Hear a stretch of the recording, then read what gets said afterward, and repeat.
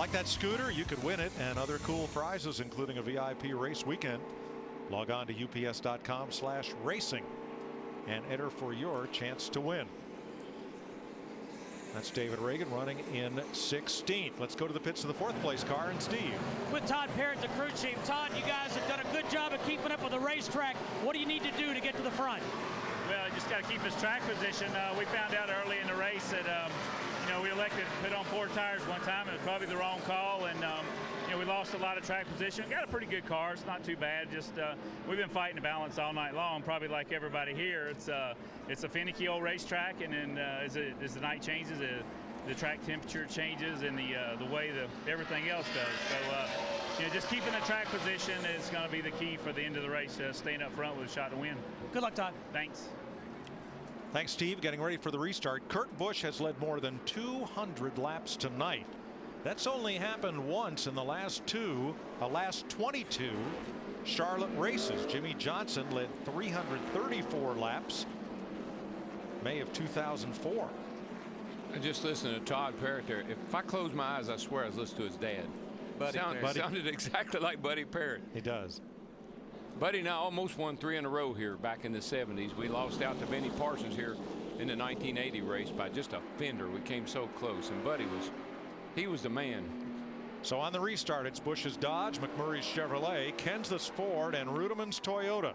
Your front 4 then: Jeff Gordon, Kyle Busch, Joey Logano, Clint Boyer, Tony Stewart, and Jeff Burton are the top 10.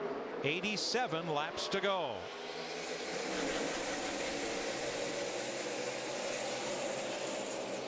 Boy, these old motors they've been working hard here for most of the evening, and then going up through the gears. That's a big fear I always had, missing a shift or over revving the engine. After these things have been run as hard as they have, got to take care of them. Well, I guarantee you that engine in that 18 car of Kyle Busch, he's been run hard tonight, because now he has cracked the top 5, but we got a battle for second between McMurray in the 1, Kenseth in the 17. Side by side and trading paint right behind them. Here comes Kyle Busch and Jeff Gordon. Kenseth sends it in the 17.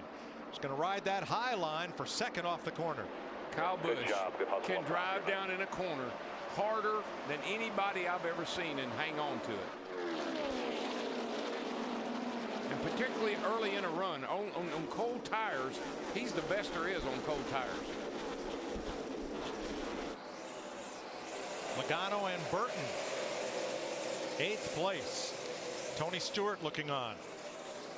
And Mike, you don't think business is picking up? 3 of our top 5 just ran their fastest lap of the race. The speeds are picking up, as we mentioned in our FedEx to Understanding the Race. Almost a second faster than we were earlier. Rudeman 5th. Gordon's 24 is 6th. Just a little earlier, I'm talking. Teammates Boyer and Burton, then Logano. Stewart, the 14, is the 10th place car. Yeah, I mean, Kurt Busch, the 2, our leader, just ran a 29.97. The fastest lap of this entire race is only a 29.94 by our pole sitter Ryan Newman in the 39. 27 lead lap cars.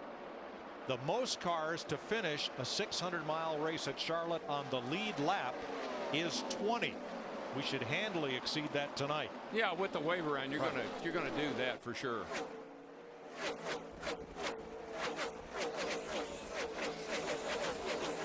Jeff Gordon, Jeff Burton side by side. Boy, Burton in that 31, a little loose getting in the corner with his teammate Clint Boyer, the 33, 4 fresh tires. Now he's battling Gordon for that 7th down here. Let's go on by this guy.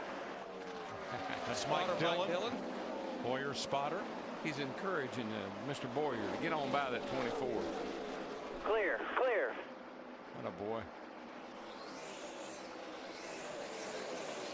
Tell you what, Clint Boyer in that 33, he's really been up there in the top 10 almost all race long. 2nd place, McMurray coming back after Matt Kenseth. Clears him. Clear. Come on. Nice job, man. I believe this one car is a good long run car. It seemed like after about 10-15 laps, he really starts nibbling away on the 2's lead. 2's good on the short run, though, and that could pay off if we get some late cautions. Darrell, we've got 82 laps to go now, 81. We know we'll have at least one more pit stop. 1.3 seconds is the distance from Kurt Busch to Jamie Mack.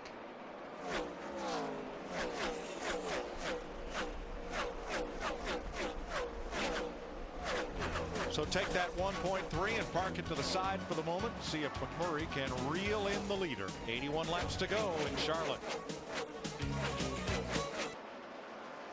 Sprint brings you an inside look at what's happening now inside the NASCAR Sprint Cup Series. Jamie McMurray is the biggest mover, up 25 spots from where he started. He is second, and he has cut Kurt Busch's margin to 0.7 of a second.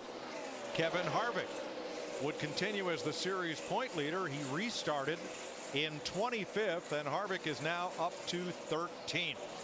For more NASCAR stats, check out NASCAR Sprint Cup Mobile at sprint.com/speed. Allmendinger there, Mike, Larry, he's holding a pretty wheel tonight too. He's been hanging around the top 10, 15. He and Paul Menard both doing a nice job tonight for Richard Petty Motorsports. Yeah, A.J. Allmendinger in the 43 car started in the 18th spot, but you're right. He's been hanging right inside the top 15, inside the top 20 all race long. Now Matt Kenseth was up in that battle for the lead on the restart. He's sitting now in third, 3 seconds back. Steve. Mike, Matt Kenseth has trouble. He is overheating right now. He's got trash on his grill. He's trying to find somebody to hook up with so he can get up to the rear bumper and get that trash off. You can see it right Boy, there you can on just that see every bit of that. Larry, I really haven't I don't remember Charlotte having a problem with stuff getting on the grill like we have tonight. That's a number of cars that have just had that cavity there packed full of trash. That's normally a Michigan or a Fontana issue. Here comes Burton. Jeff Burton going to try to overhaul Kenseth and Greg Biffle, who had been on the wall and has dropped back in the field. Now Kyle Busch closes in, but Burton is coming to the front. He's a two-time winner of this race. He's a late race closer, and this is turning into just a Jeff Burton kind of race as we come up on 500 miles complete. And we saw his owner, Richard Childress, earlier today. He told us that he thought Burton had something for the 600 miles. David Rudiman, for I think the first time tonight, Dick, is outside the top 5. Yeah, you'd love to have the car just right at the end of the race, but that's not what's happened to Rudiman. The car has gone tight. Rudiman said it's bad. Well, this is what we talked about all day long. This is the final situation that this track has. You've got the most grip, but this is when the handling characteristics really change. We're in the nighttime, and the track has a tremendous amount of grip. Handling characteristics have changed on these cars. And that's where you've got to be able to adjust on your car every stop, and you got to anticipate what's going to happen here tonight. And you'll have one more chance to do that at least. At least one more pit stop required to go the distance. And that should come in about 20 to 25 laps should we stay green. But I just believe our little one car, McMurray, he is reeling that 2 car in again. Kurt Busch, our leader. Yep.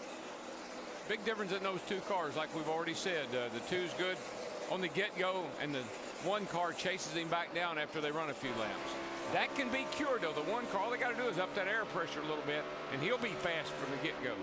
I think Rudiman heard us. Here he is trying to get back into the top 5 and make a pass on Kyle Busch. Did it.